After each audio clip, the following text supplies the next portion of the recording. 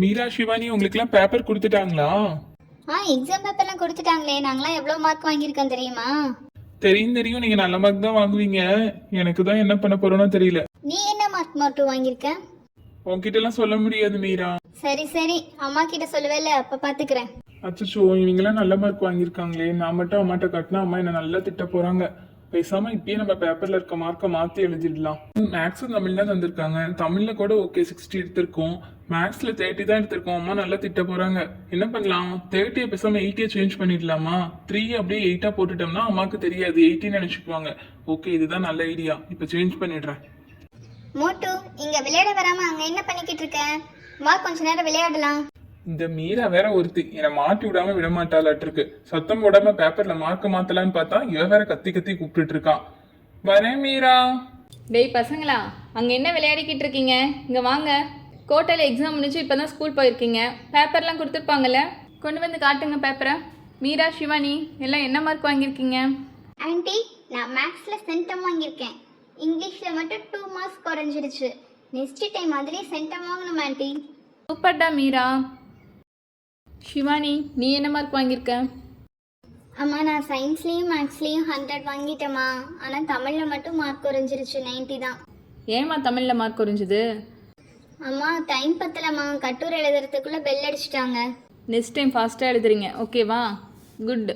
டேய் மோட்டு, என்ன சத்தம் போடாமல் அங்கேயே நின்றுட்டு இருக்க? இங்கே வா. பேப்பர்லாம் கொடுத்துருப்பாங்கல்ல, எல்லா பேப்பரையும் கொண்டு வா.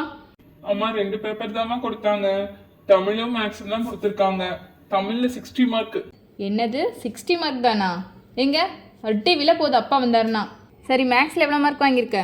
மேக்ஸ்ல 80 மார்க்மா. அவ்வளோ மார்க் வாங்கியிருக்க மாட்டியே. பேப்பர் கொண்டு வா, செக் பண்ணி பார்க்கலாம். அச்சோ, நல்லா மாட்டணும். அம்மா கிட்ட வேற மார்க்கை வேற மாத்தி எழுதிருக்கோம். என்ன பண்ண போறாங்களோ தெரியலையே. இந்தாங்கம்மா. டேய், எல்லாத்தையும் ஆட் பண்ணனா 30 தாண்டா வருது. நீ எப்படிடா 18 மிஸ் போட்டிருக்காங்க? மிஸ் தப்பா போட்டாங்களா இல்லை நீ ஏதாவது தப்பு பண்ணினியா? ஆன்ட்டி, இவன் மேக்ஸில் ஃபெயில் தான் ஆன்ட்டி ஃப்ரெண்ட்ஸ் சொன்னாங்க. இவன் ஏதோ பண்ணியிருக்கான் ஆன்ட்டி. இந்த மீரா வேற சும்மாவே இருக்க மாட்டா. எப்ப பார்த்தாலும் என்ன போட்டு கொடுக்கறதே வேலையே போச்சு. அம்மா சாரிம்மா, நீ திட்டுவேன்னு சொல்லிட்டு நான் தாம்மா 30 80 சேஞ்ச் பண்ணிட்டேன். டேய், மார்க் வாங்கினது கம்மி. சரி, அதையாவது கொண்டு வந்து காட்டலாம்ல. இதில் ஒரு திருட்டு பழக்கம் வேற. மார்க்கை சேஞ்ச் பண்ணி காட்டுற. இரு அப்பா வரட்டும். மீரா, அந்த தடியை எடு. இந்தாங்க ஆன்ட்டி. என்ன அடி விழுது பாரு. இனிமேல் தப்பு செய்வியா? சாரிம்மா என்னை அடிக்காதீங்கம்மா. இனிமே எந்த தப்பு செய்ய மாட்டேன். மீரா, சிவானி எவ்வளோ நல்ல மார்க் வாங்கியிருக்காங்க பாரு.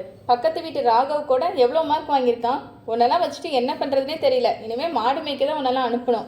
நாளைக்கு கிளாஸ் மிஸ்கிட்டே வந்து சொல்லிட்டு போகிறேன். வேண்டாமா, மிஸ்கிட்ட சொல்லாதம்மா. மிஸ்கிட்ட சொன்னா பயங்கரமா அடிப்பாங்க. ஆமாடா, அடிப்பாங்க தான். தப்பு பண்ணனா அடிக்க தான் செய்வாங்க.